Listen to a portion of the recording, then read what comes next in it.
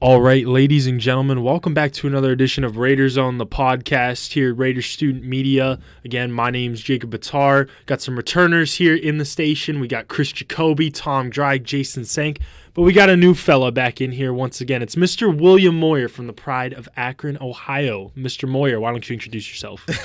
I'm from the Pride of Akron, Ohio. You're from the Pride of Akron, Ohio. Oh, okay. I'm from Akron. I went to Firestone. I love sports.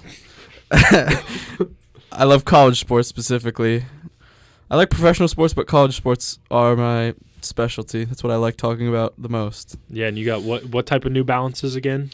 Marquette, New Balance 550s. Very nice, very nice. Those Marquette. We might be talking a little bit Marquette here later in the podcast. They play tomorrow. Yeah, they do play tomorrow. We got a full slate. We got the NFL we're talking about here today. We got the NBA. We also got some college hoops. Big things going on both men's and women's side of that, and also Major League Baseball. So packed show here. Let's get things started here, gentlemen. First, the Super Bowl recap from this past Sunday.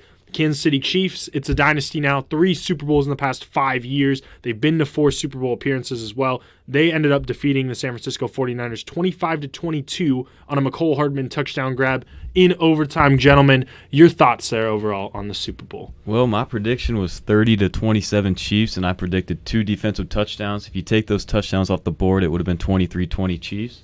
I knew it was going to be a defensive game, and it was. The Chiefs, man, they dominated. Chris Jones up front. Baller, stud, disrupting Brock Purdy and his short little arm. No offense to Brock Purdy there. But yeah, early on, the 49ers killed themselves with the penalties. Trent Williams, he had back-to-back flags for the first time in forever in his career. Then, as for Mahomes, he took over in the second half. That last drive in overtime, he was a perfect, I believe, 6 of 6. McCole Hardman touchdown, what a great story that was.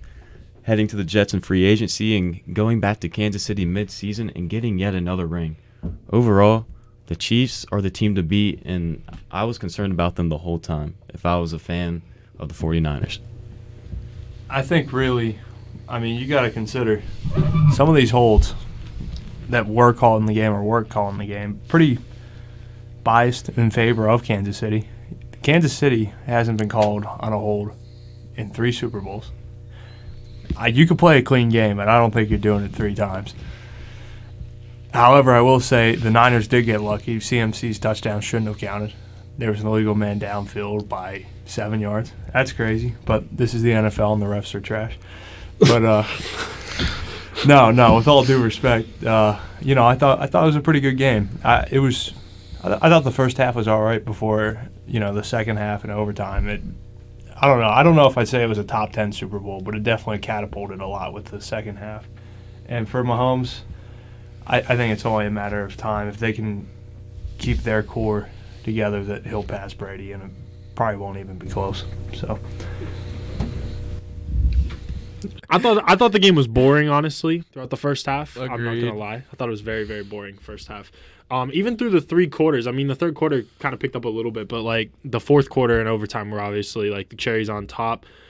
I like Chris's approach. It was a good defensive battle there for the most part, but then I think it was just Patrick Mahomes overpowering everybody and showing why he's the best football player on the planet. So he proved his greatness again. Trent McDuffie, though, he's an unsung hero in this game. He was locking up those 49ers wide receivers all throughout the game. Very impressed with how he played in the Chiefs secondary, as well as, I don't know if you guys saw, did you see L'Jarius Sneed kind of said, the game plan was Brock Purdy's going to throw the ball, and that's literally exactly what happened. And I think that's why the 49ers kind of fell apart. They were running the ball pretty well at the beginning of the game. Then they kind of went away from McCaffrey there for a while, got back to him a little bit, but then it was a little bit too little too late. Kyle Shanahan picking the coin flip, deciding what I'm going to receive. I don't know, man. I'm kind of back and forth on if that was a good decision or not. It could kind of go either way. I see where he was coming from, but I also see why it would be bad. Overall, I thought, though, it was a good game. Patrick Mahomes proving why he, again, is the best football player on the planet, and the Chiefs aren't going away anytime soon. Well, I made 2 wrong predictions, and my parlay didn't hit, so if I make any predictions in the future, probably bet on the opposite. I don't know. It was kind of a slow game and didn't really pick up until the fourth. But yeah, the 49ers just kind of changed their game plan halfway through, it looked like, and it did not work out for them. Anyone else think that that ending was like a little too perfect? Like it was a little too convenient? Maybe just me, because Chiefs beat the Browns in the playoffs in 2020, and I'm still a little upset about that. But yeah, honestly, not a bad game. You know, like Tom said, 3 Super Bowls, no holding calls on one of the most penalized offensive lines this year. Just saying. But yeah, good game overall. Patrick Mahomes is on his way to Brady. He's not quite there yet. It's going to take some time. Like he even said, Brady beat me in the Super Bowl, so I think he has to win probably one more than Brady for there to be a very solid case. I thought Juwan Jennings played a good game. Would have been the MVP, I thought. The Yeah. Niners would have won. That's all I got. That's all you Juwan got. Jennings. Hey. Shout out Juwan Jennings. It was a solid throw. Very solid throw. And I don't know, Kyle Juszczyk, did you guys see his comments too after the game that the 49ers didn't know the overtime rules? How do you go about I don't think that? that's true. No, there was an NFL films on it. They said he didn't know that. Like he was like on the sideline. It was live, or he didn't actually know. Which do you guys think is the right call then? To get the ball first or to give it away? So see, like in the moment, I thought it was incredibly stupid of Kyle Shanahan to take the ball because you're giving Patrick Mahomes 4 untimed downs if you don't. And I mean, like That's even if you true. score a touchdown in that point, because the overtime rules are different, you're giving Patrick Mahomes of all people 4 untimed downs. So I thought that was stupid. But then hearing his philosophy, he had such faith in his defense that they were going to kick a field goal. The Chiefs were going to be forced to kick a field goal. In that situation, then the next score would win. So he's getting the ball like the 3rd time, and the next score wins. I don't know, bro. It's tough. That's tough. But I mean, the other thing with that, like what I believe Mahomes touched on, if San Francisco would have scored, Kansas City would have gone for 2. Yeah. Because I mean, at that point you have to, Mhm. because next score wins. So it's really not a advantageous position to be in either way. Yeah, for sure. It'll live in Super Bowl infamy for a while. Definitely a great game. Kind of slow in the beginning, but it turned out to be one of the better ones. But gentlemen, some of you guys kind of touched on this just a little bit. Patrick Mahomes, his performance was incredible. His career's been incredible so far. Is he closing the gap between he and Tom Brady? I believe he is closing the gap, but he still has a lot of work to do. Brady played, I believe, in 22 seasons. Mahomes has only been in 7 and 6 as a starter. He has a lot more accolades to achieve and ground to cover to catch Brady. I think he'll get there one day, especially if he has that same type of durability that Brady had. You know, if Mahomes gets to, I don't want to say he'll be as athletic and mobile now that he will be in 10 years, but if he could stay like this for another 6 years and then be not as good as he is now, but at least exceptional for a couple years after that, I don't see a reason why he can't win 3 more Super Bowls or even 4.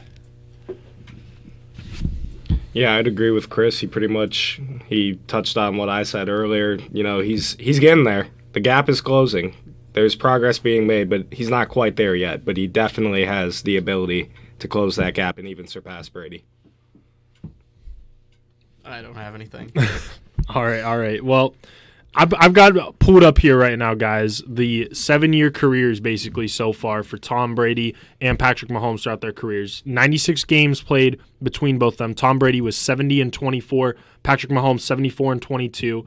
Mahomes has completed around 67% of his passes. Brady completed around 62. Mahomes has 28,424 passing yards compared to Brady with 21,564. So Mahomes is averaging 296.1 yards per game. Tom Brady is averaging 224.6 yards per game in those categories. Passing touchdowns, Brady only had 147 through his first 7 years. Patrick Mahomes has an absurd 219 through his first 7 years, so he's averaging over 30 touchdowns per season, which is just incredible. Interceptions, Mahomes is taking better care of the ball, 63 INTs. Tom Brady at 78. And then championships. Now, they both have 3 Super Bowl rings, 6 Pro Bowls for Patrick Mahomes, 3 for Brady, 3 All-Pros for Mahomes, 1 for Tom Brady in that case as well. Offensive Player of the Year, 1 went to Mahomes, none to Brady, 3 Super Bowl MVPs for Mahomes, 2 for Tom Brady. What I'm trying to get at this point is throughout the first 7 years of their careers, it's without a doubt Patrick Mahomes is better than Tom Brady in every statistical category and really any accolades as well. But I kind of agree with that. I don't think he is at Brady's level yet, but man, like I think he's closer than what people are thinking because I don't know if you guys saw, I believe it was on First Take when they were kind of debating on is Mahomes closer to Brady than like LeBron's closer to Jordan or whatever. And people were losing their minds that I believe it was Stephen A that said Mahomes is closer to Brady than LeBron is to MJ. I don't think that's not, I think it's a fair argument, bro. Like I think Mahomes is getting him. I don't know. Go ahead. Or is Jordan close to LeBron? I don't think it's Jordan closer to LeBron. That's the thing. That's Get a real whole here, different guys. topic. LeBron's the GOAT. I don't want right? to talk about it. I don't want to talk about it. You guys aren't biased at all, are you? Well, you see, but what I'm getting at here is like Mahomes, if you're a football fan, you can't tell me that looking at Patrick Mahomes that he's not more talented than Tom Brady was. Not a knock on Tom at all. Either. I agree. It's not a knock on Tom. Let's get real. Yeah, I mean, it's not a knock on Tom either. Like Tom, Patrick Mahomes is he does so much more. yes, exactly. So that's what I'm getting at. Like I think Mahomes is very, very close to Tom Brady, a lot closer than what people think. And accolades wise, I think it's showing that right now so far through the first 7 years of their career. So Keep spitting, man. But in Brady's defense, if you go back about 15 years ago, the league was more run heavy and defensive driven. yeah, it's a valid point. That's just in his defense. But yeah, Mahomes, he's way more talented. I just think with what Mahomes did too for this Super Bowl run, I mean, everybody was dogging on the Chiefs all year, and rightfully so. They really struggled this year, but Patrick Mahomes kind of put this team on his back again and won another Super Bowl. I just personally think that Mahomes is pretty close to Tom Brady right now. Dude, I thought they were cooked. Like I did not think the Chiefs were gonna like. There were people that thought that they wouldn't even beat the Dolphins at home in a snow game too, like in Kansas City, Yeah. which is crazy. Like during the regular season, there were times when I was like, I mean, this team might not be like that good Yeah. as they have been, Well, like and they didn't look like it at all. And then, like at the midpoint of the year too, when you think about it, like the Broncos went on that run for a little bit where they were red hot. I don't think they were gonna they obviously didn't win the West and they kind of fizzled out, but they were catching Kansas City at one point. It was kind of one of those things of like, oh my goodness, are the Chiefs actually gonna like fail right now or whatever? What do you guys say, Tom? Andy Reid pointed it out in one of his post-game interviews that he sent a message to Antonio Pierce. The Chiefs losing to the Raiders is probably the most important thing that could have happened to them. Yeah. To get your business taken care of, to get kind of mopped on, I think it was Christmas Day. It was around Christmas. It was around there. It was around there. Christmas time, right? I mean, that's a humbling thing. Mhm. And when you're consistently one of the best teams year in and year out, sometimes you need to get brought back to earth. Yeah, without a doubt. But congratulations to Kansas City winning that Super Bowl. But on the flip side of things, we're going to talk about this here very quickly as well. The San Francisco 49ers, they've been to 7 conference championships and 3 Super Bowls since 2011 with no championships to show for it. So will they ever get over the hump, guys? And is Kyle Shanahan the right guy to do it? I believe they can, and I believe Shanahan is the guy. Because if you look at Andy Reid, he lost his first 3 or 4 conference championships and his first Super Bowl. And about a decade later, he won his first Super Bowl. So I think Shanahan can do it. I believe he's a fantastic play caller, and I believe he is their guy. I'm kind of following that line. I have some of the stats for Andy Reid and Shanahan pulled up. When Reid was in Philly, he coached 224 games, won 130, lost 93, and tied once for a winning percentage of .583. Shanahan in San Francisco over the course of 7 seasons has coached 115 games, won 63, lost 51 for a winning percentage of .557. So not exactly the same, but for the most part pretty similar, right? Teams that I don't want to say they underperformed, but they both had teams that definitely should have won the Super Bowl, at least on paper. So, I definitely think Shanahan can win a championship somewhere. I just don't know if it'll be in San Francisco. Because at some point, like what you saw with Reid in Philadelphia, you could be a great coach, but sometimes you just, I don't want to say you lose the locker room, but something doesn't resonate as much as it should. I don't know. I think sometimes you're a good coach, but you just don't win. There's teams that are better. I mean, it's like there was so many great teams in the 90s in the NBA where like they were great teams, but they couldn't win because there was a dynasty on the other end. Jazz. The Utah Jazz, even the Cavs a little bit in the early 90s. Like there's so many teams that like were really good that just like never won a championship. But it's like, I don't know. This is a huge topic in sports, is like championships, and that is the defining thing of a player, coach's legacy. Kyle Shanahan is a great coach. Just because they haven't won a Super Bowl, I don't think there's anything wrong with that. I think he's still a great coach. I did not realize they had been to 7 conference championships. I think that's crazy. No, yeah, and I didn't realize that at all. That's not all with Shanahan too. Like Jim Harbaugh's got a couple that's of those true. too. I forgot about but that. Still, at the same point, like Shanahan's been a big part of that. Jason, you got anything to add? I mean, if you're consistently there in the conference championship and the Super Bowl, and you're showing up, and you're playing hard-fought games, and the other team just plays better, there's nothing you can do about that. I don't think they're in a bad position right now with Shanahan. And I think if they stay consistent, one of them's got to fall at some point. And I think they will end up winning a Super Bowl at some point if they keep a consistent team like they are now.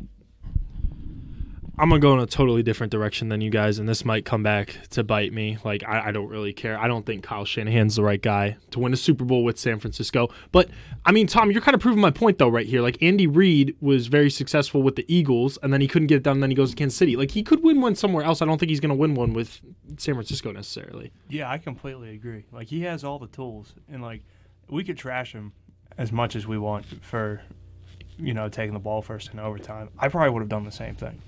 Yeah. He's going to get a lot of flack for stuff that, maybe if one call goes the other way, he wouldn't get flack for it. Well, here's where I'm going to go with it too, though. So you look, he was a coordinator for the Falcons, the 28-3 debacle, the offensive coordinator. I mean, and the play calling was not very good in the second half of that game. And then they were up 10 on the Chiefs the first time they met in the Super Bowl and ended up losing by double digits. And then in this game, they're up for the whole duration of the game, and then they blow it again. Not trying to rip on Kyle Shanahan because I think he's a great coach, but sometimes the moment might be too big, and I think right now the moment's too big for him, and I don't think he's going to get it done in San Francisco anytime soon. I agree, and I mean I think the biggest thing in any aspect of life is finishing. Mm-hmm. And if you can't finish, it's great that you got there, but nobody remembers the losers, right? I mean, if you got to win to be remembered and have a legacy. So, like you said, this is the 3rd Super Bowl he's had a lead-in. I believe the 3rd he's had a 10-point lead-in. Yeah. Mm-hmm. And lost. Mm-hmm.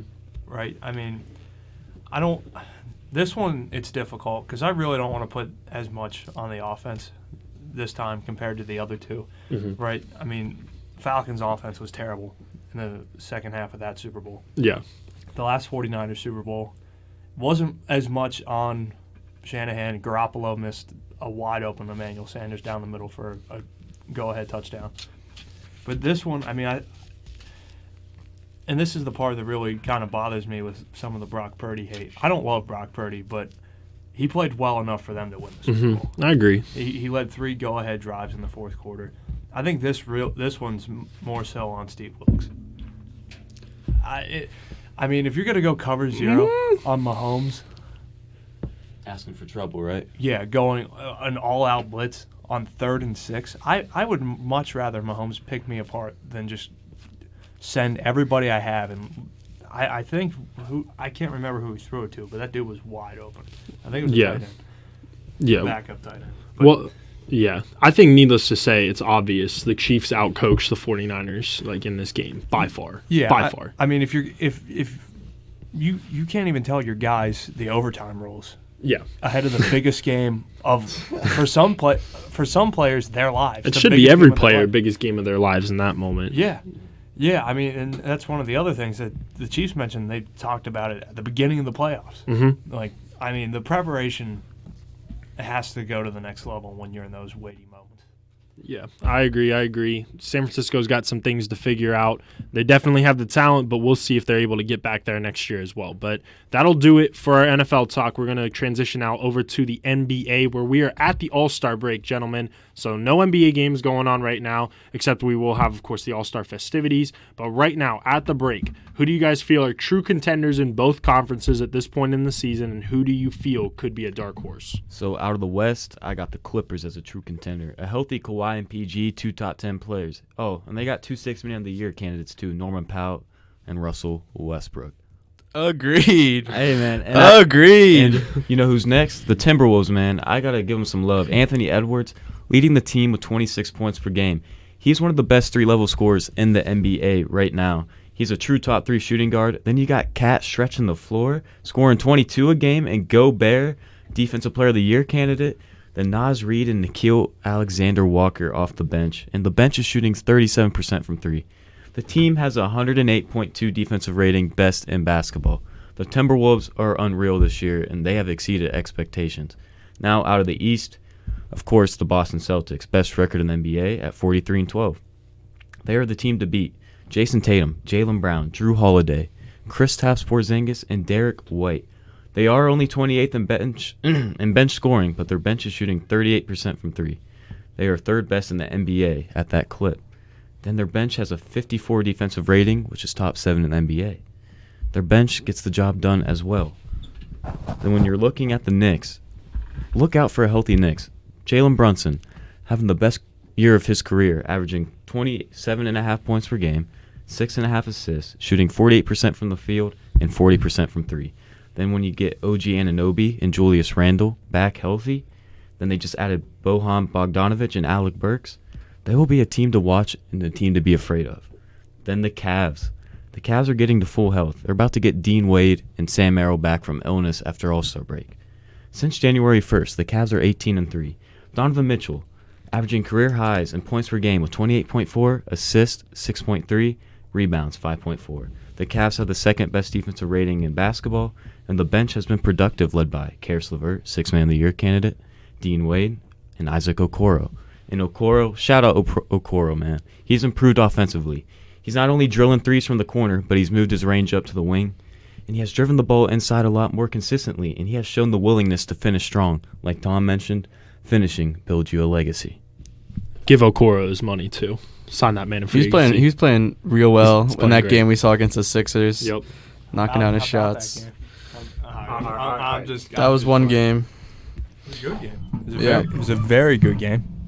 All right, for my picks out in the West, for the Northwest Division, I got the T-Wolves all day. Thunder, low-key. Not even really low-key, but, they're pretty solid, too. That, in the playoffs, they could make a run. In the Pacific, I have the Clippers. In the Southwest, man, this is tough. I mean, the Pelicans, they're playing some really good basketball right now. They're 33-22, and right behind them, the Mavericks are 32-23. So the race down the stretch between those teams is going to be pretty fun. Over in the East, with the Atlantic, I got to go Celtics. That's really not even close. In the Central, I got to go Cavs. The Bucks are handing the Cavs that division by hiring Doc Rivers. So, man, It's another topic. I have my opinions on that one. We'll get there. In the Southeast, this is an interesting one because I think the Magic probably overperforming, right? Because they're, maybe overperforming is a stretch, but the Heat and the Magic are both 30-25. So that's another close race to watch down the stretch. I don't think the Magic will overtake the Heat, but I think it's really going to go down to the wire. All right, I'm going to start with the West because I know less about them. Obviously, Timberwolves have a solid squad. Number 1 seed in the West. They're an obvious contender. OKC's been playing great. SGA is doing really good for them.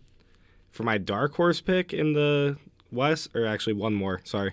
The Denver Nuggets are always going to be there. Thank you, Jason. With Jokic. I don't know how neither of them mentioned the Nuggets. no, that really made me mad. The Nuggets are always going to be there. They won the title last year.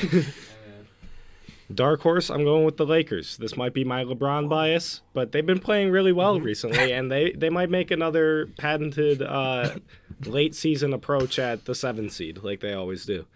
Now the East. Obviously, Celtics are a problem. They're playing amazing basketball. Cavs, same deal. They were hot for like a month and a half straight, and technically still are. Yeah. But yeah, they're an obvious pick there. And for my third pick, I would say the New York Knicks. Hate to say it, would love to see them again in the playoffs because I think we could do it this time, but they've really become a solid squad. My dark horse, though, I'm going with the Orlando Magic. Orlando Magic. Cue the song. Oh. Cue the song. I love seeing that on TikTok got a every good time team. they win. That is so electric. I think they might make a late season push, maybe even out of the play-in. Okay. All right, William. Okay. When we talk about title contenders, teams that can actually win a title, Yes, there's no way I don't see the Timberwolves winning a title. I agree. I don't see the Thunder winning a title. Also agree. I don't see any other team in the West winning a title except for the Clippers and the Nuggets. I would have to agree with you on that. I don't think. I mean, even Phoenix. Yeah. Phoenix has not showed me anything. They're injured. They get injured like Phoenix easily. hasn't showed me anything at all. I don't trust them. They don't have a point guard. Maybe if they had Campaign, I would trust in them like they had a couple. I got a seasons question. ago. I don't mean to interrupt you, but No, interrupt. Thunder or Timberwolves, who would you trust more? I'm probably leaning a little more towards OKC because of Shea and those guys. They've been together like a little bit longer than Minnesota, I would have to say. But I agree. I don't trust either one of them to win a championship. don't. But who would you trust more, Minnesota or Oklahoma City? Probably the Timberwolves. Okay. Probably the Timberwolves. I think Anthony Edwards is really good in there. I think they have good big men. I think they'll probably win in the. I think both those teams will probably win in the first round. Mm-hmm. They're probably going to be a top 4 seed, even though it is still really close. Mm-hmm. But I don't know. I don't see them beating the Nuggets or the Clippers I agree. at any point. And then in the East, honestly, the only team I could see is the Celtics. I don't think any other team in the East can win a title. I think the Celtics are the best team in the NBA right now by far. They're so good. Mm-hmm. They can defend any team easily.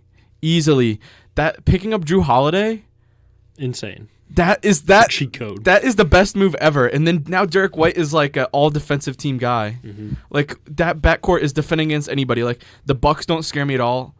Against this, like the Celtics, I think would maybe sweep them. Mm-hmm. Honestly, like Damian Lillard was a good pickup, but them giving Drew Holiday right to the Celtics, that I would rather keep Drew Holiday than get Damian Lillard and give Drew Holiday to the other contending team in the East. I think that has haunted the Bucks because I mean, I think you have to get Damian Lillard when you have the chance, I guess. Mm-hmm. But do you think that was a good trade now, looking back at it after, like 50 games? I don't think the trade was bad. I just think which we'll get into here in a little bit, the coaching's horrible, and I think that's I think that's what it is, honestly. Like Dame's not playing bad. He's not playing Doc bad. Rivers is, man, I'm a Clippers fan. He killed them, and he killed the Sixers.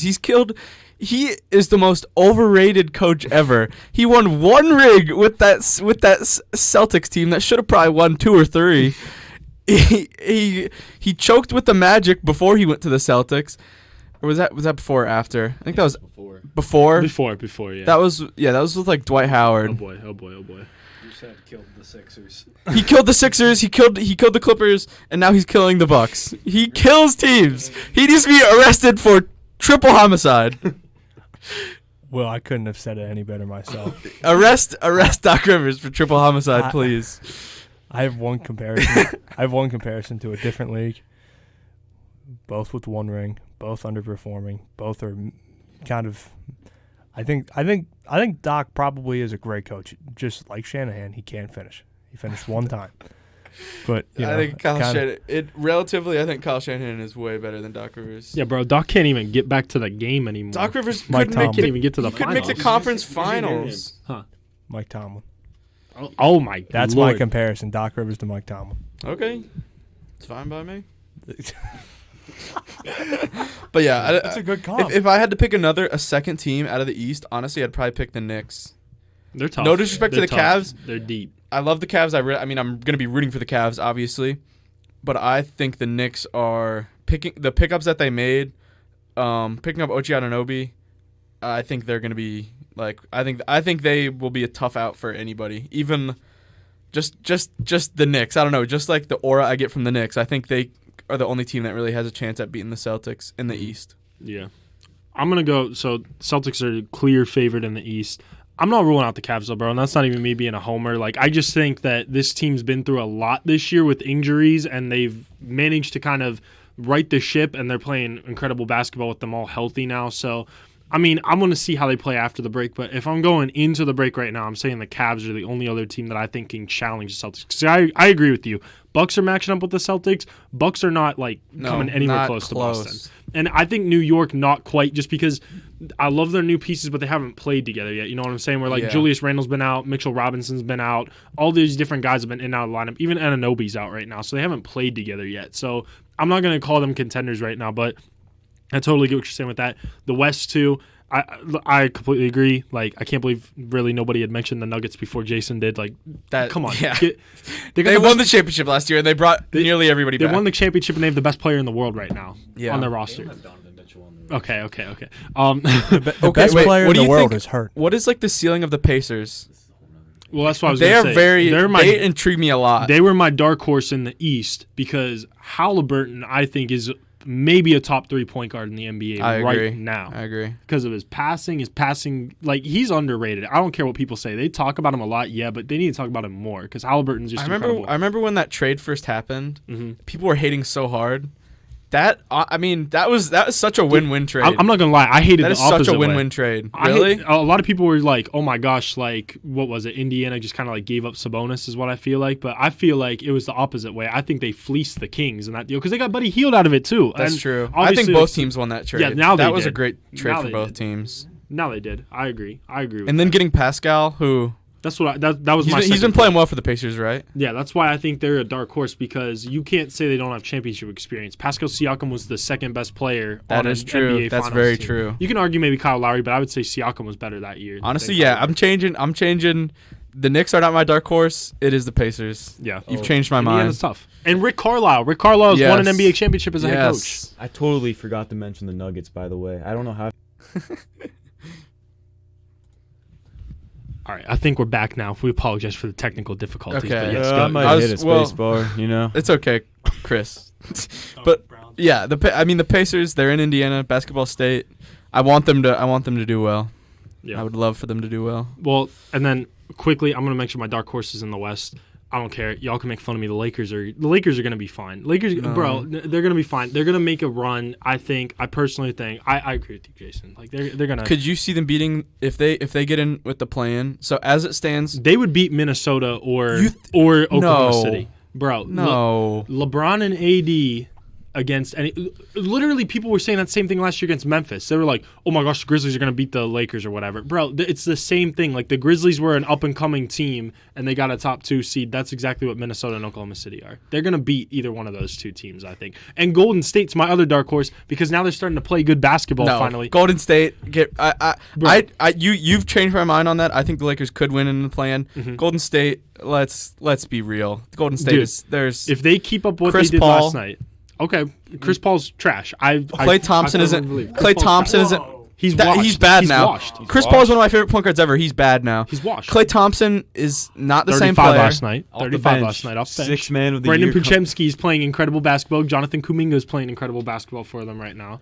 Wiggins is starting to turn it around. I think they're not. Don't get me wrong.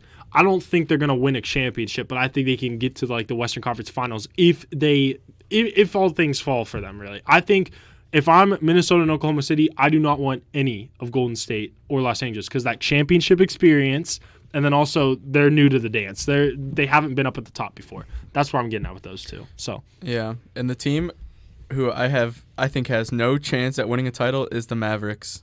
Oh, 100%. There's no. I don't. Where's the defense? I don't. Luka, we need to start a dialogue. Luka, his basketball does not contribute to winning at all. Yeah. At all. Mm-hmm. That's all I gotta say. That's all I gotta say. Because I looked at the Mavericks. They're in 7th right now. Yeah. They're not winning. They ain't going anywhere. They've tried different things. They had Porzingis. They tried it with a bunch of role players. They tried it with Grant Williams, and now that it's they have Kyrie. It's none of it has worked around him. Luka will have to be a 2 to win a championship. Agreed. Maybe. I don't know. I'm not getting into that. Yeah. Or maybe he won't ever win a championship. We'll see. But we're going to transition here just quickly. So we're going to go over, we just went over very heated debate, and I love it, gentlemen. That was a great talk. Great Yes. talk. Went over our contenders. Now, who do we think is going to win awards? So you guys don't necessarily have to go every award here, but we've got the MVP, the Rookie of the Year, Defensive Player of the Year, Most Improved, Sixth Man, and then we got Coach of the Year as well. Any ones that you guys want to touch on? Go for it. Yeah, so I'm not going to spend too much time on all of them. I'll just list them all. I want Mitchell to win MVP, but it's Nikola Jokic. I'm just going to be straight up. Rookie of the Year, Wemby. Defensive Player of the Year, Rudy Gobert. Most Improved Player of the Year, Tyrese Maxey. Sixth Man of the Year, Norman Powell. Coach of the Year, JB Bickerstaff. I don't really have, a lot of predictions, but, I can let the other guys handle that. But all I'm going to say is the most valuable player in basketball is hurt right now, and that is Joel Embiid. Oh my God.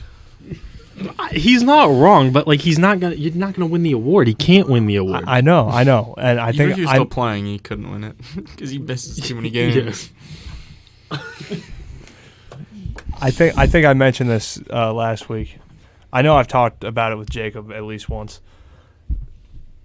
The fact that you have to play 65 games a year, I don't blame the NBA for that. I blame the players.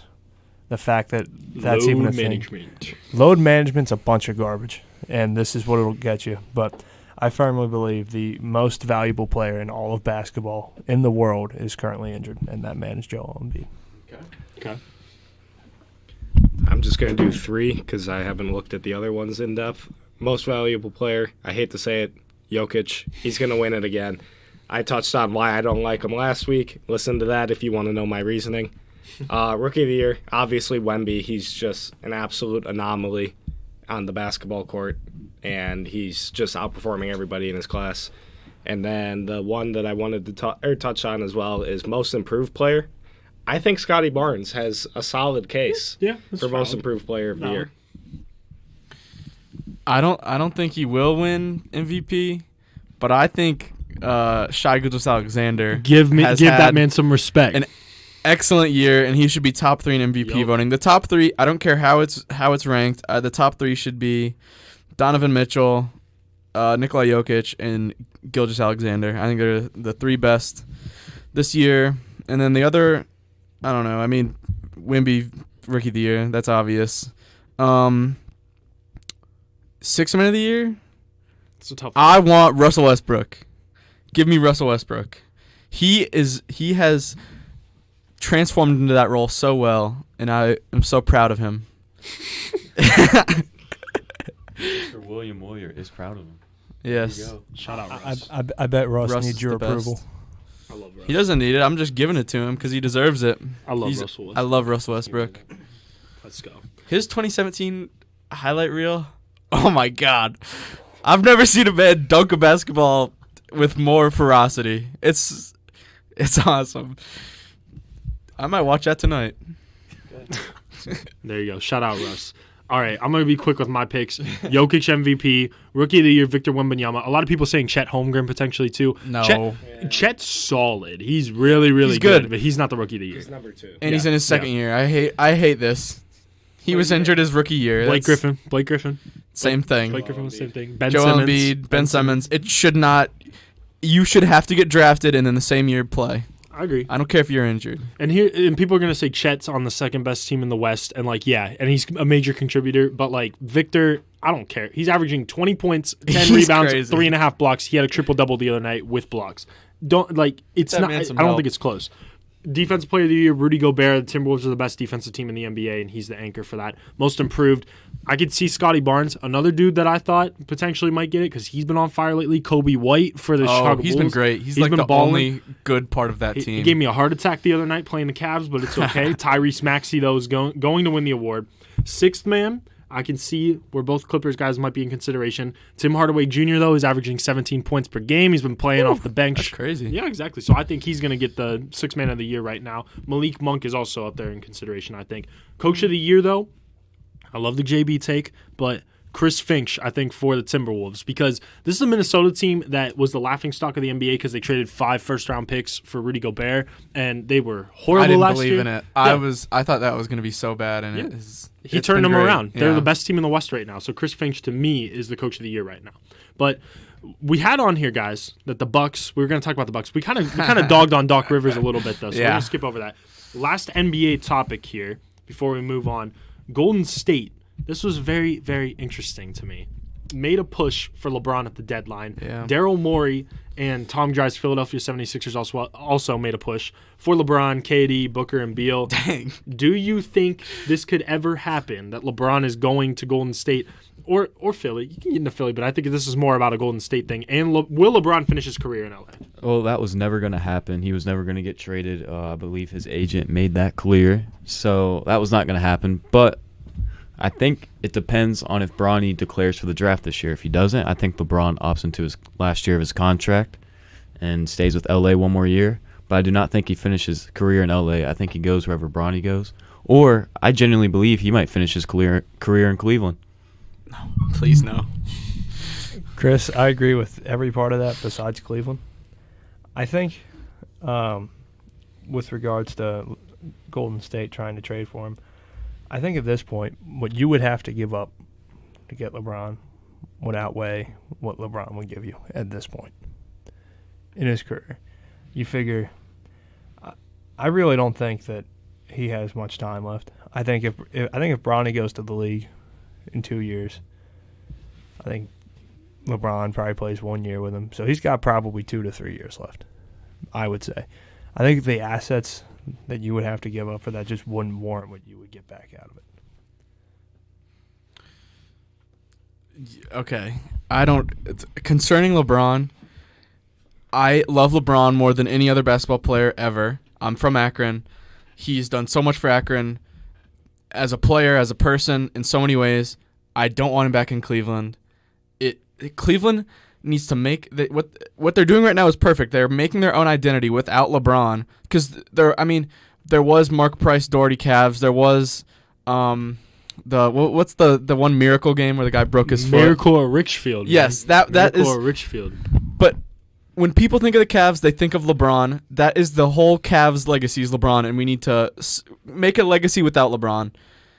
And also with the trade news or rumors, I would love to know what was offered for LeBron, because it never came out. That's really my only thing is I'm just curious because what do you even offer? Like, what do you offer for LeBron? Like that. What would you offer I don't. if you're Golden State? I don't even know. Like I'll tell you what I would offer. I don't know. Here we go. Curry, You're either going Klay no, because the point is you're going to put Steph and LeBron together. So Yeah. you're either going to trade the expiring deal of Chris Paul or Klay Thompson, either or. You have to. You're going to add Kuminga and or Podziemski. You're going to add guys like Moses Moody in there. You're going to give a crap load of draft picks as well if you're Golden State. You might even have to throw in Andrew Wiggins to balance the salaries at that point. So you're decimating your team. Jeez. Yes. That's what I'm saying with regards to it's going to cost a lot more than what it Yeah. seems like. You're going to It'd be have to so destroy your it's team. So for not one worth player. it. Yeah, LeBron is never going to the Warriors. That would never happen. Probably not going to Philly. I think he'll stay another year in LA, and then it really just depends on where Bronny goes, because that's where I think LeBron's going to end his career. Pelinka did tell Daryl Morey, though, because he asked him, would you guys be willing to give up LeBron James? And he asked him back, would you be willing to give up Joel Embiid? And then the trade talk stopped right there. That Hung is up the phone. That is the best thing Moore could have said. Yeah. If LeBron were to go to Golden State, because I'm not gonna lie, guys, I could see it happening potentially. Not by a trade, but by LeBron's own free will. And I hate that I even have that thought going in my mind, because I don't care. If LeBron were to ever go to the Golden State Warriors, his legacy to me would be very much hurt. I don't even care if they wouldn't win a championship. You don't go to the enemy like that. Golden State should be his public enemy number one. Kevin Durant. Exactly. And Kevin Durant, look at his legacy.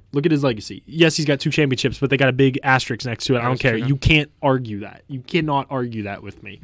But if LeBron were to ever go to Golden State, it would be on his own free will. They're never going to trade for him, but I hope that would never happen. I do think there's a possibility he comes back to Cleveland, though. I'm not going to lie about that. I'm not going to lie. I think he could come back to Cleveland. And I get what you're saying, Will, but just imagine this. If he chooses one day to just come back to Cleveland and it's kind of just like, oh, I'm going to take like a very minimal salary, which is, I think, what the Cavs could offer. That's really the only thing. You got DG, Donovan, J.A., Mobley, obviously, and love Strus, but go to the bench for LeBron. And even though LeBron's going to be like 40 at that point, I don't know. I'd rather have LeBron. I just thought of this right now. I think he could go back to South Beach. I don't think that's too far out of the possibility. I could see that. I could see him going to Golden State. I could see him going to Cleveland. I could see him going to the Knicks. Those would be the only three teams that I could see him going to, because why wouldn't you want to go play in the Mecca? No, not the Clippers. We also need to have a dialogue. Bronny, is he good? He is. He's a great on-ball defender, man. He's really developing offensively. He just came back from cardiac arrest, so I think he is going to stay an extra year, though. Yeah, I think he should. He definitely. I think he should stay at least USC's getting cooked right now. I think he should stay at least 2 or 3 years. Yeah. He's not ready. No. Yeah, not ready at all. But we'll see what happens with LeBron. That news, I mean, come on now. If he would have went to Golden State, that would have been terrible.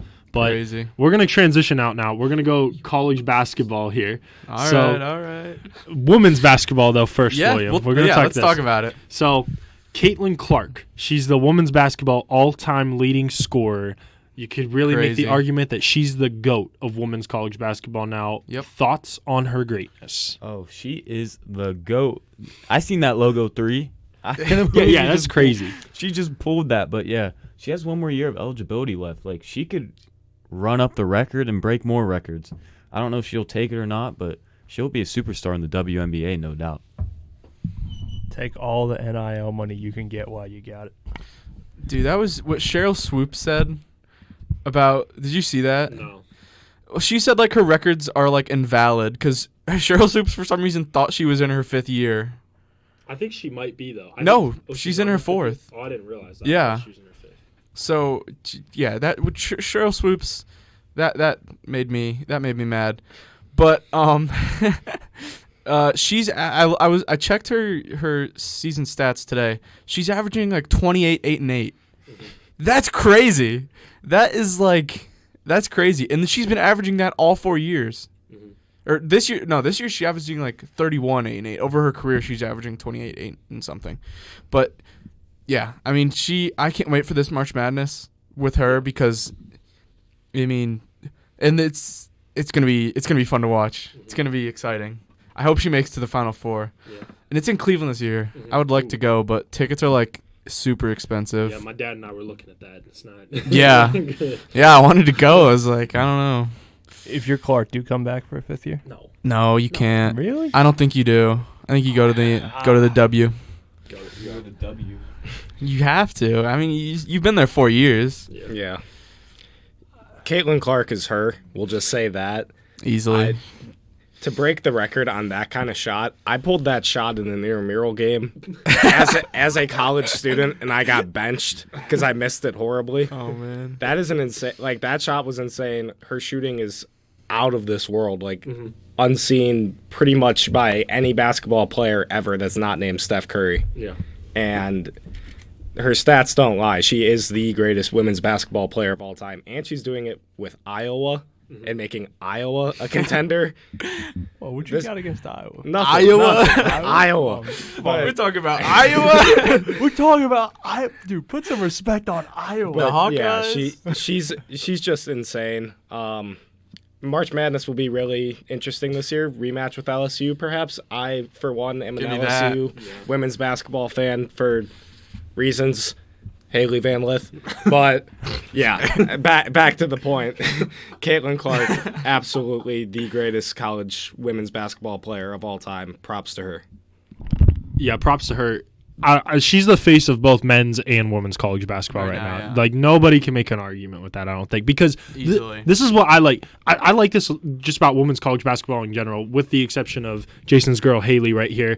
I feel like there's less transfers in women's college basketball, too, so it's easy. Like, Caitlin Clark, I've known her for 4 years now at Iowa. Like Paige Becker's known her throughout her whole entire time at UConn. Like to me, I just love like continuity of a team, and the fact that she's done it with Iowa is absolutely incredible. She filled a whole freaking football stadium of fans, like for women's college basketball too. Not a knock on women's college basketball either. It's just you would never even think that for men's college basketball. Yeah. Like it's crazy what she's done for the sport. The Indiana Fever are on the clock, too, with the number 1 pick. Just wanted to let that out for WNBA draft. So they're going to be very happy when Caitlin Clark comes there. But also what's crazy, she only needed 8 points, and she was like, whatever, I'm going to go out and get the first 8 points for my team that game. And then not even that, she had 49 to finish with. I mean, come on now. Crazy. Come on. 49 in a college game. She's incredible. In a 40-minute game. She's incredible. And you know what I like, too? She shouted out who I thought was the women's college basketball GOAT before her, Maya Moore. Maya Moore, dog, love Maya Moore, but Caitlin Clark, like move over Maya Moore now. Caitlin Clark's first Caitlin fight. Clark. Yeah. So shout out Caitlin Clark. Congratulations on that great record here. But we're going to get into some men's college basketball here. And Will wants to talk about this quite a lot.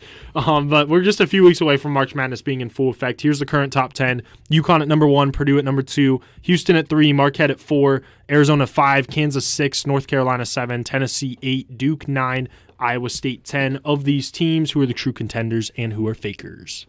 So I'll admit right now, I'm a casual watcher. As of now, I'll straight up say it, but for sure, UConn, they're defending champs. They are the top dog. They have elite two-way guards who play on both ends so well. Cam Spencer and Tristan Newton, both scoring 15 a game, and they show tenacity on the defensive end.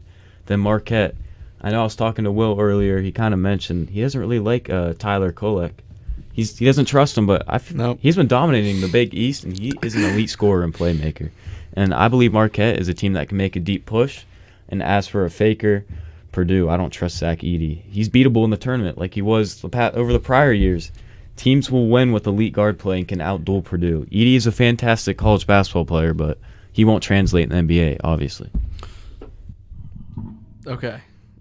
I think it's UConn, Purdue, and everyone else. Like, I think they're the only two like great teams right now, at least so far. I mean, we're gonna see UConn. UConn has their first like real test tomorrow. They play Marquette, and I'm really excited for that game. I think we're gonna see if UConn is really for real, which I think that. I mean, obviously they are, and if Marquette is for real, which I don't think they are. That game is at UConn though, so if Marquette gives them a really good game, then I think they should remain a top. They could end up as a 1 seed. I think they'll end up as a 2 seed. But I think those are Purdue and UConn are the 2 best teams.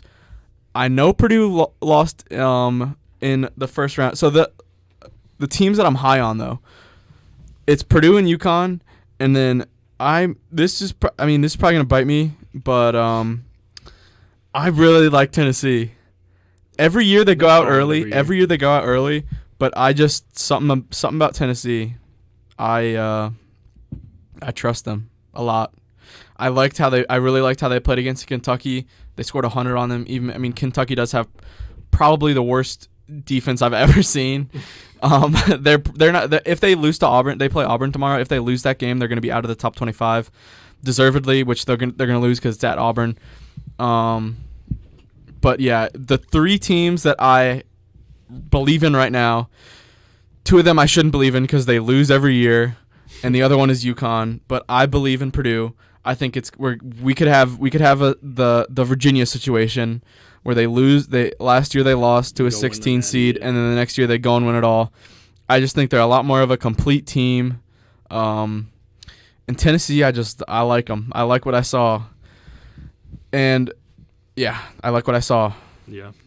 So for me, I think Purdue is a faker. Like, I'm just gonna say it, and it's not because of what Kris said about Zach Edey. Zach Edey's going to be fine. It's Matt Painter, bro. Matt Painter as a coach, I've just seen it so many times with Purdue. There's been so many good teams, so many good Purdue teams. The first one that actually comes to my mind that's not a Zach Edey team, do you remember Carson Edwards, those teams and everything? Oh, my God. They should have went to at least the Final Four with those teams. Come on now. Carson Edwards was so good. He cooked the Cavs one time in a preseason game. Yeah. He hit 9 threes in a preseason Celtics, game. Right? Yeah. 9 threes in a preseason game that I was at with my buddy, and my buddy was calling him out saying, he ain't going to hit the next one, and then he'd bury it. So it was one of the most hilarious things ever. But Matt Painter is the reason why I think they're fakers. But I agree with you on UConn. Obviously, UConn, like, they won the national championship obviously last year. They're fine. They're gonna go deep in the tournament, I think. And then I agree with Chris. I like Marquette. I like Big East basketball, bro. I think Big East is solid, and I think Marquette I think they got a lot of good things going for them. But I think Arizona's got a chance too. Arizona plays pretty good basketball, I would have to say. Okay. Caleb Love. That was one of my things. Mm-hmm. And that was one of my topics. Was Arizona. I think they are Pac-12 merchants. I think the Pac-12, the rest of the Pac-12 is bad. There's not a single other ranked team in the conference. The conference is going to get two or three teams in the tournament. I mean, I haven't watched a lot of Arizona. They have good non-conference wins. They haven't lost at home, but I don't know. They're a team in a bad conference like that. I just don't trust. Which I don't know. That's probably not good, because ACC a few years ago they were supposed to be a bad conference. It was like when Duke and UNC both made the Final Four. Mm-hmm. That was a couple of years ago. Yeah. And that year they weren't a good conference, and I didn't think they'd be good, but then they were good. So now I'm rethinking that.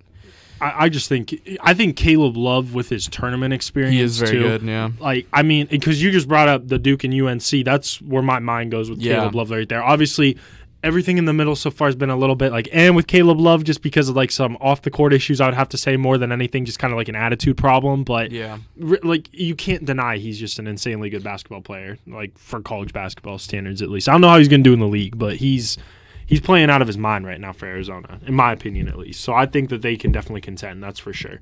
But we'll now look at some mid-major programs and or players that you want to keep your eyes on throughout the rest of the season. Akron. I Oh want my to take an eye on God. Akron. Ollie, man. Ollie, he's a bucket getter. Will knows this. 16 points a game. He's shooting inefficient, 47% from the field. He attacks the basket, and his mid-range game is so clean. Like, you know how good DeMar DeRozan is from the mid-range? That's Ollie right there, man. And Ollie, he's so good defensively. He's a solid, lengthy defender. And he's a guy to keep an eye on, you know? Akron basketball, we're coming strong. Jesus. I don't care that we lost to James Madison. I All don't right. care about that. This is a new I week. care that Will's we lost upset to about James that. Madison. It's a new week. Will's crying in the crib right now. It's about gonna that. be a. He's We're making okay. We're getting to the Sweet 16. No, we're not. We are. I love Akron. This Okay. is probably the fourth worst team in the last 5 years that we've had. We don't have a good guard. I mean, Akron doesn't have a good guard. I didn't even want to talk about Akron, but you forced my hand. Akron doesn't have a good guard. That you need in college basketball when you're a mid-major to go on a run in the tournament. You need a guard. Akron doesn't have a guard, and I love Akron. We're gonna win the MAC, but I don't think we are gonna win tournament games. Sadly, this year, I'd love it to happen. I mean, I would really like for it to happen, but I don't think it'll happen. But other mid-major teams, the A10 is very good. I think they should get 2 bids. Dayton is excellent. Daron Holmes. Yes, very Solid. good. Insanely good. Anthony Grant, great coach. Mm-hmm. Left Alabama. They got Nate Oates, and now Alabama got Nate Oates. Now Dayton has Anthony Grant, who's a great coach. Also, Loyola Chicago is having a great year. Yep. Currently tied for Dayton, first in the A10. They're both really good. And there's other. The A10 is really good top to bottom. That's just the A10. Shout out to the A10. Best mid-major conference. Shout out A10. Such a great conference. Gonzaga's going to make the tournament, sadly. Not going to make a run, though, I don't think. No, they're not. They beat Kentucky, but Kentucky is bad. Well, no. Dude, the team that's going to make a run from their conference is St. Mary's, I think. I like St. Mary's a lot. They're 21-6. They're undefeated. They were projected to be the best team in that conference, and then they started off really slow. Yeah. And now they're picking good it up. again. I agree with you. I think St. Mary's can be really good. Indiana State, everyone immediately over the last week was like, I love Indiana State. They got this guy with goggles. Yeah. And then they lose. When people think this team is going to be a Cinderella, they're not going to be a Cinderella. They're going to lose in the first round. Mm-hmm. I would like Indiana State to win, but I don't think it's going to happen. FAU is good again, but I think people are overrating them. They're a little hot and cold. Like from what I think they're thought getting they would be. overrated. Yeah. South honestly. Florida though. South Florida's pretty solid. Yeah, they're good. Mhm. The American is a good conference. It is very solid. And then is the Mountain West mid-major? Would you consider that mid-major? Yeah, because I consider like the Power 5 is obviously like Pac-12, like Okay. Big 10, stuff like that. So Pac-12 yes. yeah, they're still in basketball, bro. for now. For now, yeah, for now. I mean, but why do we keep right now? The Mountain West is projected to get 6 teams in. And they never do anything. When are we going to stop respecting this conference that loses all their teams lose in the first round every year? Except San Diego State. I'm sick and tired of this. Every year they get respected like crazy, and they get like 6 teams for no reason. Yeah.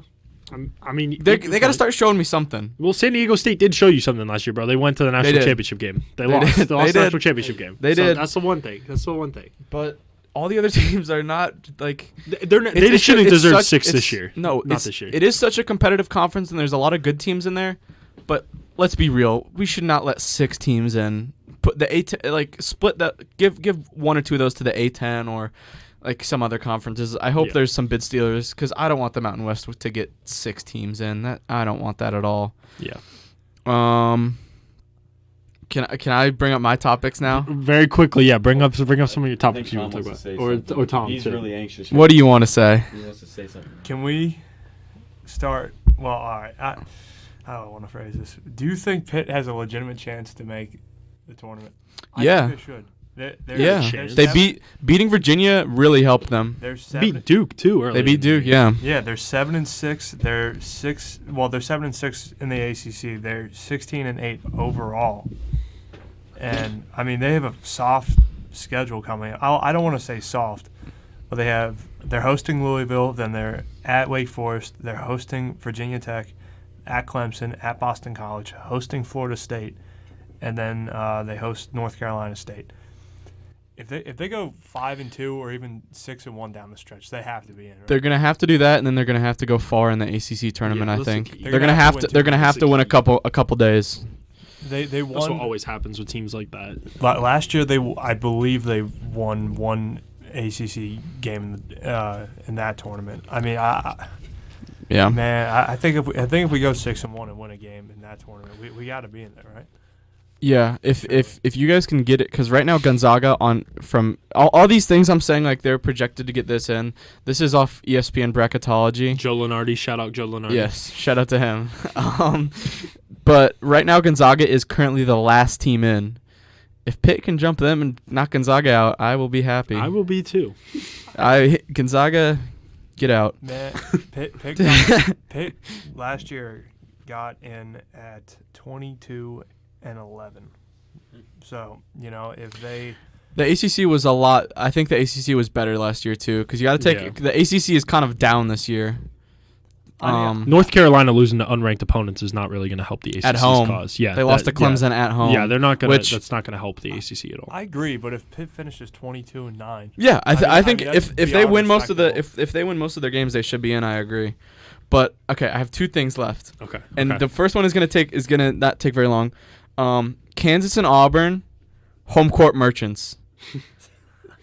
they are. I mean, Kansas. They beat Houston at home by like 15. They dominated that game, and then they go to Texas Tech and they lose by 27. You can't lose to 27 and be a 1 seed. But I still think they got a chance to be a 1 seed. Well, that's my second topic. But and then Auburn, they might be the toughest place to play. And I honestly, they beat South Carolina by 40 on Tuesday. Bro, Morgan Freeman knows all about how tough it is at Auburn too. He's getting hit on the. Did you see that a couple weeks ago?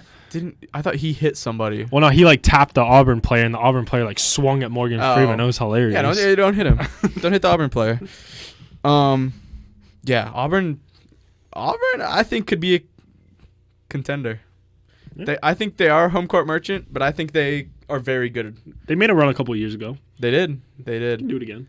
But then the last thing, who do you guys think will end up as the top 1 seeds, the 4 1 seeds? UConn's all but a lock, I think. Yes, so, I think 2 of them are locked in. So is Purdue. Yes. UConn and Purdue are locked. I think it's going to be between Houston and Kansas for the Big 12. I think the Big 12 is going to get a team. Agreed. And then you're not going to like this, but I'd probably have to say Arizona, and it's only because I think Marquette's not going to win the conference, and then Arizona's going to sneak in there, and I don't think anybody from the ACC is getting it or the SEC either. So I agree. That's what I was going to say too, because I mean Purdue and UConn are locks basically. They'd have to implode for that to happen. I was looking at the rest of the schedule for Houston and Kansas. Dude, the Big 12 is stacked. It is. I don't know. After the season, the Big 12 players must be no, they must go hibernate because every game is against a top 25 opponent. It is the toughest conference. Yeah. Is Arizona, are they going to the Big 10 or Big 12 next year? I can't remember off the top of my head. 10, I think. Arizona I for think basketball, or are you talking basketball? Well, anything, because they're going to the Big 10. Arizona is it?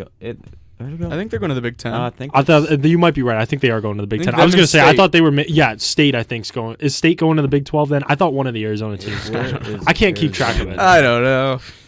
They're going But- to the Big 12.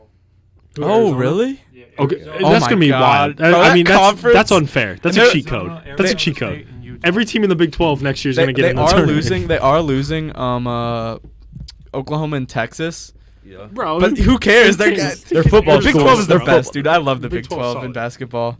But yeah, Houston or Kansas, because the Big 12 is the best conference. You can't leave one of those teams out as a No. 1 seed. No. Even if they lose multiple more games. No. The Big 12 is such a tough conference. You have to at least have one of those teams in. And they play each other again on the last game of the regular season. What if Houston and Kansas are kind of beating each other up down the stretch? Iowa State's ranked 10th right now. What if they run the table and win the Big 12? Do they get a top seed? That could be crazy. I don't, So you're I saying don't run the know. tape. Yeah. If that happens, maybe. I'd say give them a 2 seed. Yeah. That's what I'd say. Okay. But yeah, I agree with you. UConn, Purdue, Houston, or Kansas. Currently, I think it will be Houston, and then I think it will be Arizona too, because they have the weaker conference. Marquette, they still play UConn twice.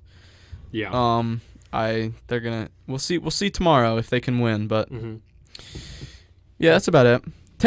Tennessee, I think, could sneak in there Yeah. as a 1 seed if they win all their games. But yeah, that's it. I wanted to just talk about who the 1 seeds are, because I think it's really interesting, because UConn and Purdue are locked, and then there's 5 or 6 teams who I think could get those other 2 Yeah. spots. Yeah. It's kind of like how the playoff was this year, college football For playoff. For sure. Without a Yeah. doubt. Great talk. Great talk about college basketball. Thank Let's you. go. Let's go. Thank you. I Now- love this. I love that sport. Now we're running a little bit low on time here, but Sorry. guys, no, it's all good. It's all good. This is very good. Do we want to talk MLB real I quick? mean, I got some stuff. Okay, we could talk MLB real quick, sit and then we'll back. hop on. So, MLB pitchers and catchers have officially reported for spring training. It's the unofficial start, really, of the season. Who do you guys feel are the top dogs in each division this year? Orioles AL East, 101 wins last year. They just brought in Corbin Burns. They did get swept in the ALDS by the Rangers, but they will be making another playoff run. AL Central, I think the Guardians will be exciting. They have a plethora of young guys ready to make a name. They have a big shortstop battle coming up between Gabriel Arias and Rocio. Then they could see Juan Brito get called up, especially if those two struggle at shortstop, and they could move Jimenez back to short, which is a possibility. I'm excited to see Kyle Manzardo come in at first base, offer some power hitting, and I'm curious to see how center field goes for the Guardians, especially with Estienne Florial out there at center over Miles Straw. He's a guy who offers a lot of offensive potential, but he has a tendency to swing at balls that are way out of the strike zone. He is not disciplined at all. They're going to have to work to help him fix his swing and discipline. But I do think the Twins are the favorite to win the division. AL West, Rangers, they're defending champs. The majority of their key starters are returning. Astros could win it all, though. I would not be surprised. Then NL East, it's the Braves, obviously. The Braves could honestly win 110 games this year. Acuna, defending MVP. Ozzie Obley's at second. Austin Riley, top three third baseman. Matt Olson, he's the best power hitting first baseman in baseball. Then you got Ozuna, Michael Harris patrolling center, Sean Murphy at catcher. Then they have an excellent rotation and a top 5 bullpen. And they have all their guys locked up till 2027. I just don't understand how they keep scamming their guys and getting them under contract for so long. 2027. Acuna, That's crazy. Sean Murphy, all their key starters are under contract till 2027. Then Wow. NL Central, it's wide open. I could see Chicago, Cincinnati, or even Pittsburgh making a run at Milwaukee this year. Then NL West, it's the Dodgers. They're just loaded. They're just loaded. For the AL East, I have the Baltimore Orioles. For the Central, you guys are going to hate me. I'm going Twins. The Guardians could be there. I think it'll be tight. The AL West, I'm going Astros to win the division, but I think when it comes to postseason baseball, the Rangers are built for October. For the NL West, Dodgers, it's not really close. The Central, I have the Cardinals, actually, believe it or not. I'm a Pirates fan. We'll get the 6th seed. We'll hop in there. We'll hop in there. In the NL East, I'm going Braves, but like the Rangers, the Phillies are built for October. Are they? The Phillies also did just sign Whit Merrifield like an hour and a half ago, so that could be a big move for them. They're back. That's one of the teams I wanted to talk about. The other one, obviously, the Dodgers. If they don't win it all, this entire offseason was a complete failure. I hope they don't. If you spend like $2 billion in the offseason and your team doesn't win it all, that's just ridiculous. I hope they get swept by a team that won like 90 games. How funny would So that like be? the Arizona Diamondbacks. Yes, I want that to happen. I want that to happen so bad, and I feel like that's the only sport where that can like actually happen is like baseball. It happens quite Yeah. a lot to the LA Dodgers, and it's I know. hysterical every time. They're the war. It's them or the Yankees. I despise. Yeah. Despise. I despise the Yankees so much. Yeah. That's all I got on baseball is my hatred for the Yankees. All right, so Orioles, or as much as Will, because Will hates the Yankees, I hate the Yankees too, but the Yankees I think have a shot at winning the AL East at least. I think they're gonna have a bounce back year. I want to pick the Guardians very badly. I'm gonna pick the Twins though, because I'm gonna be real. We gotta spend more for the Guardians. Like, we're still young. What I said about last year. Last season was the season that the Guardians were supposed to have the first year, like after the trades and everything, and it was like vice versa. And then the year that we had like the first year after the trades, we should have had this past year because the team should have like finally like come together. The young guys overperformed like the first year. Then last year they played. I don't think they played that bad, but I mean, still, like it just seems like that's where the Guardians are going to be. We're kind of stuck there right now. So I don't know. Depends on the rotation's health. I'll say that the rotation Very much, because the offense is going to give you a classic. The offense will give you a classic, like 6 to 10 run game, and then they're going to come back with like 2 or 3 straight like 0 to 2 runs, and that's going to be It's it. so annoying. It's so annoying. If they could just like get like 4 runs a game consistently, Yeah, they'd win like every game. yeah. And then it always happens at like the game that they do score a lot of runs. Mm-hmm. They allow like 11. Yeah. It always happens. Cleveland sports fan at its finest, right there. Yeah. stolen owned team at its finest. Yes, that Yes. as well. That as well. The Dolans. And then the West, Rangers, I can't pick against the Rangers. The East, I'm going to go with the Braves as well. Can't pick against Atlanta. I like what Tom was spitting over there with the St. Louis Cardinals. I don't think it's going to be the Brewers. I think the Brewers are going to take a big step backwards with a couple of moves that they've made. And keep an eye on the Cincinnati Reds for this year, guys, because last year they played pretty well for a good stretch of the season. Ellie De La Cruz. I love me some Ellie De La Cruz. So we'll see with the Reds. Oh, boy. Ellie De La Cruz is going to be a thorn in my side as a Pirates fan for a long time. Don't they have a guy named De La Cruz? O'Neal Cruz. O'Neal Cruz. O'Neal's got to get healthy. He's got to get healthy. If Cruz stays healthy last year, we make the playoffs. I mean, you might have a point. Like We're probably a 6th seed if that happens. I'm serious. Launching a ball, he's third, right? Third or short? He's shortstop. Launching a ball from like, what does that throw, like 60, 70 feet at like 97 miles an hour is insane. His scary. arm is just Crazy. crazy. I wouldn't want to play first. I wouldn't. Yeah, no. Yeah, your arm would be hurting after that, or your hand would be hurting, I should say. And then the Dodgers are going to win the West, but then they're going to flounder. They ain't winning the World Series, bro. They're not getting to the World Series. You guys see those memes of like the power of friendship, like beating the Dodgers? The The power of friendship is gonna beat the Dodgers. They're not going to win the World playing Series. old school Pirates. baseball. Yeah. The Pittsburgh C-ball, Pirates. hit ball. It's hysterical watching the Dodgers lose in the playoffs, and I get great joy of it every single year. I love Moneyball. it. It's so Moneyball. much fun. Oakland It's so A's. much fun. Oakland A's in their final season are gonna win 84 games. They're gonna get the 6th seed, and they're gonna win the World Series, and they're gonna beat the Dodgers. That's bold. And the Dodgers are gonna move to Las Vegas. That's bold. The Dodgers to Las Yep, Vegas. the Dodgers are gonna have to move there. They're gonna get kicked out of California. That is the wildest Instead take. of the- I've- instead And of the Dave Oakland Roberts will A's. somehow still have a job as well as the manager. And of Rob Philadelphia. Manfred and Doc will Rivers. cry. Hey, how about Rob Manfred? He said it'll be done in 2029. Not soon enough. I mean, yeah, I agree. Not soon enough. He should be done on February 17th, 2024, in my opinion. Yes, I would have to agree with you. He on should that. be done yesterday. He may be the worst out of all the big four commissioners. Oh, Easily. That's not even Easily. absolutely. Yeah. He's the worst. Easily. And Adam Silver's the best, probably.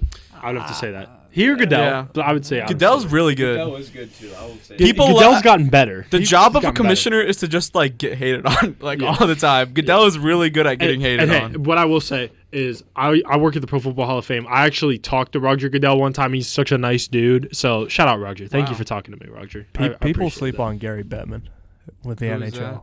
NHL. They sleep on him. All right. All right, Will. All right. I didn't know that was. All right, we're gonna wrap some things up here now, gentlemen. Okay, Okay. so we're gonna go into our last call. We went over. It was great podcast here today as well. We gotta applaud ourselves for that too. Some great conversation today. But to wrap things up, just a random question: what major sporting event, any sport, any league, don't matter, would you most want to attend? I guess it doesn't even have to be like a major sporting Yeah. event, like whatever. I've been sport thinking event. about this. Oh, Yeah. I still don't know. I still don't have my answer, so I don't want to go first. Yeah. Oh, so for sure, if the Browns were in a Super Bowl, I would say that. But I'm not going to assume they're going to get there. So I'm going to say anytime soon. the World Cup final, the biggest Ooh, event in yeah, sports. that- I'm not even a big soccer fan, but that's the biggest event in sports. And when Team USA is on top this year, Yes. or not this year, in 2026. 2026. Excuse me. Oh, and that's in. I believe they're going to Christian play. Pulisic. When are they playing it? Gio Reyna. It's in America. It's in the United Florian States. Balogun. Jersey. Yeah. It's We're going to be in the going. Meadowlands. We're all going. Dumbest decision ever. Pulisic The mania. Meadowlands. And I have Get real. one picture here that I want to show if I can find it just real quick. If you can give me like just a quick breather here as I ramble as I find this photo. He's rambling. I am rambling right now. Where I am finding this photo. There it is. Wait, I mean, where'd it go? we can see the Inhale photo. freedom, exhale Patriots, freedom huddle, America on 3, and it's called soccer, baby. It is called soccer. That's what we're talking about it. And I got one thing.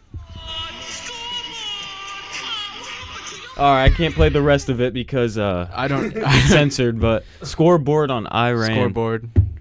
Oh. 2-0. Chris, that's crazy. Oh my gosh. I think a Super Bowl would be great. That's the obvious pick, though. Yeah. But what I got to go with, any Game 7 of any sport. That's valid. That's valid. Any That's Game valid. 7 of any sport I That's can valid. get into. I don't Yeah. care what the teams are. I'm in it. Yeah. It's valid.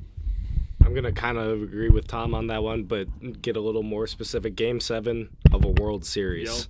Ooh. Going to an Great pick. absolutely Man, oh, man. packed progressive field would be insane. I've been to some games where electricity was just through the roof, like Francisco Lindor a great hits a ballpark. walk-off and Yeah. home run. I was there for that. Oh, yeah. Oscar Gonzalez. Yeah. You were there? Oh, you were there for the SpongeBob. good. I love Oh, SpongeBob. man.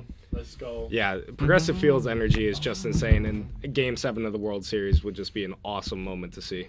Yeah. Okay. You ready, William? Or do you want me to go? No, I've come up with my answer. Okay. It's the Final Four. That'd be a good one, That's watching 2 Game 7s back to back. Yeah. It's literally. I mean, that's all. That's what it is. I was either gonna say that or the Champions League final. I was surprised you didn't go there. The World Cup is great, but the Champions League.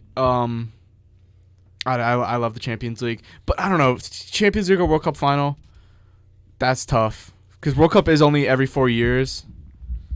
I don't know, but the answer is Final Four for me. The Final Four, that is a dream.